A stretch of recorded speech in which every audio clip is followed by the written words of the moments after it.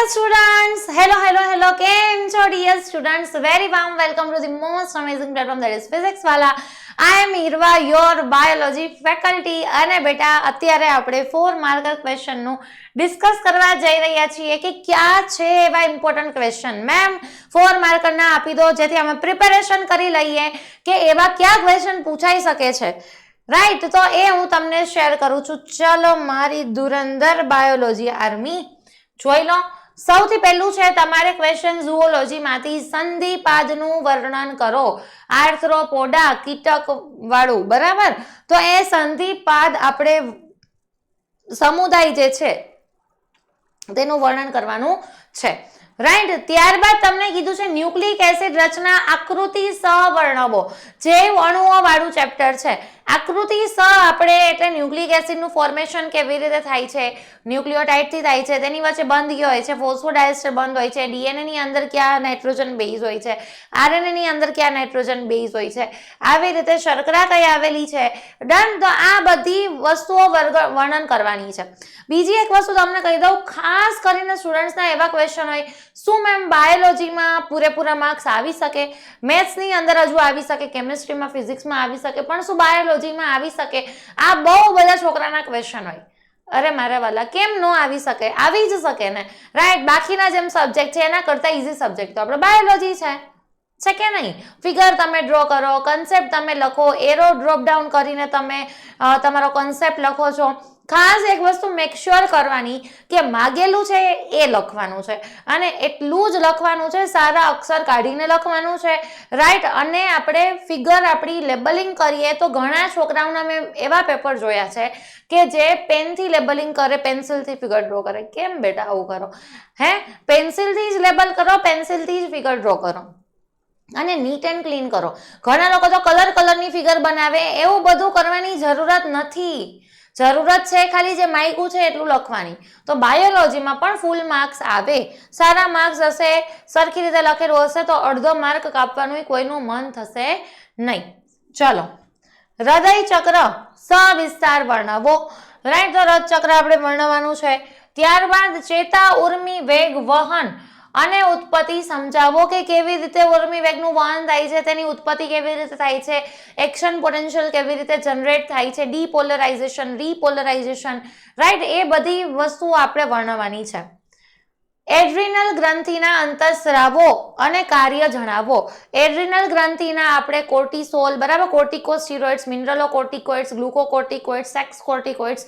તો એના જે અંતઃસ્રાવો છે, એડ્રિનલ બાહ્યક હોય કે એડ્રિનલ મજ્જક હોય, બરાબર. મજ્જક હોય તો તમને ખબર જ છે પેરાસિમ્પેથેટિક, સિમ્પેથેટિક કરે, બરાબર. તો એ વાળા જેટલા પણ અંતઃસ્રાવો છે એ આપણે અહીંયા શું કરવાના છે, વર્ણવવાના છે. એવું નથી કીધું કે બાહ્યક કે મેડ્યુલા, બરાબર, કોર્ટેક્સના કીધા છે કે મેડ્યુલાના કીધા છે, તો આપણે બંને વર્ણવવાના છે. રાઈટ, લડોયા ભાગો આપણે જે હોર્મોન છે એપિનેફ્રિન, નોરેપિનેફ્રિન, એ વર્ણવી દેવાના છે. ચલો, ત્યારબાદ પિટ્યુટરીના અંતઃસ્રાવ અને કાર્યો વર્ણવો. તો પિટ્યુટરીની અંદર આપણને ખબર ઢગલા મોઢે અંતઃસ્રાવ છે, ગ્રોથ હોર્મોન છે, બરાબર, સ્ટિમ્યુલેટિંગ હોર્મોન છે, થાઇરોઇડ સ્ટિમ્યુલેટિંગ હોર્મોન છે, કોર્ટિકોઇડ્સ વાળા હોર્મોન છે. રાઈટ, પછી આપણે વાત કરીએ એલએચ છે, એફએસએચ છે, તો આ બધા જ જેટલા હોર્મોન છે એ બધા આપણે અહીંયા શું કરવાના છે, વર્ણવવાના છે. શેના અંતઃસ્રાવો છે? પિટ્યુટરીના અંતઃસ્રાવો. એટલે આ અગ્ર પિટ્યુટરીના થયા. મધ્ય પિટ્યુટરીમાં તમે મેલેટોનિન વાળું, પછી પશ્ચ પિટ્યુટરીની અંદર ઓક્સિટોસિન, વાસોપ્રેસિન વાળા અંતઃસ્રાવો જે કાંઈ પણ છે આપેલા તે આપણે વર્ણવવાના છે. ત્યારબાદ છે બેટા દેડકાનું પાચન તંત્ર આકૃતિ સહ વર્ણવો. તો દેડકાનું પાચન તંત્ર પૂછેલું છે ભાઈ. ડન. દેડકો ભલે નો ગમતો હોય પણ એનું પાચન તંત્ર આપણને આવડવું જોઈએ, તો એ આપણે કરવાનું છે. ત્યારબાદ ત્રિઅંગીઓનું જીવન ચક્ર વર્ણવો.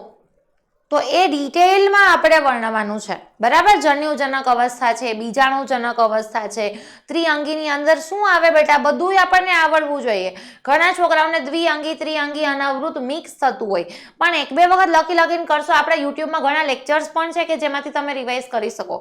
રાઈટ, મારા પોતાના અભિયાનના લેક્ચર છે એમાંથી પણ તમે ભણી શકો. એમાં બહુ ડિટેલ ને બહુ નિરાતે મેં કરાવેલું છે. તો એ ત્રિઅંગીની અંદર સમ બીજાણુક છે, વિષમ બીજાણુક છે, અશ્વપૂછ છે, હાથીભાઈ છે, એટલે ફોન છે. રાઈટ, તો એ બધી તમને સેલાજીનેલા, સાલ્વિનિયા, એ જેટલું પણ આપેલું છે એ આપણે કરવાનું છે.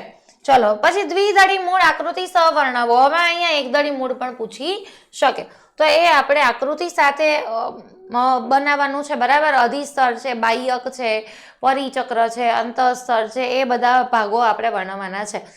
પછી અર્ધીકરણની પ્રક્રિયા વર્ણવો. તો અર્ધીકરણ 1 અને અર્ધીકરણ 2 કે જેની અંદર પૂર્વાવસ્થા 1માં લેપ્ટોટીન, ઝાયગોટીન, પેકાઇટીન, ડિપ્લોટીન, ડાયકાઇનેસિસ, ઇન શોર્ટ અર્ધીકરણ વાળો પોર્શન ઇમ્પોર્ટન્ટ છે. એમાંથી કટકા કરીને 4 માર્કમાં કોઈ પણ પાર્ટ પૂછી શકે. ત્યારબાદ ટીસીએ સાયકલ વર્ણવો આકૃતિ સહ, મતલબ તમારે લેબલિંગ ટૂંકમાં લખીને કરવાનું છે.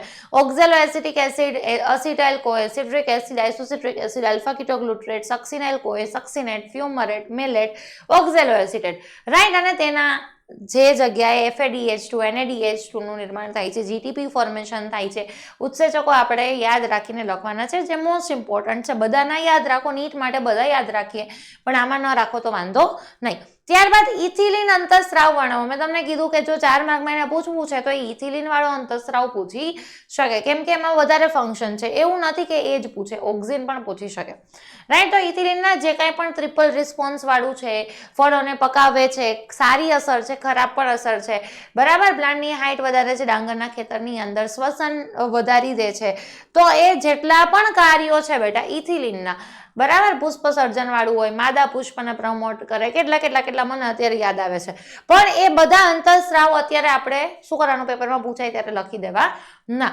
તો બેટા આ છે most important questions. I think તો આવી ગયા છે બધા. યસ. તો બચ્ચા પાર્ટી આ બધા ક્વેશ્ચન આપણે ખૂબ સારી રીતે કરવાના છે.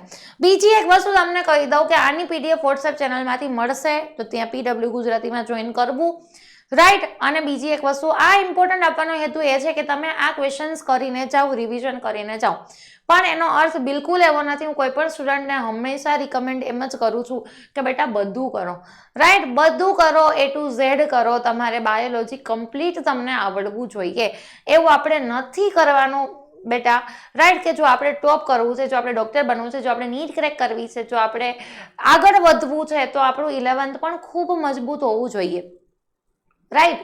કારણ કે 11th ઉપર જ 12th નો પાયો છે.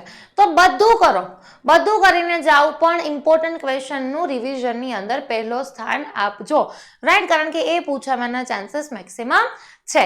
યસ મારી વાલી બચ્ચા party, all the very best. Best reading સરસ રીતે બધા જ ક્વેશ્ચન્સ કરો, તમારું બેસ્ટ આપો, અને આવી જ રીતે મળીશું નેક્સ્ટ વિડીયોની અંદર. By everyone.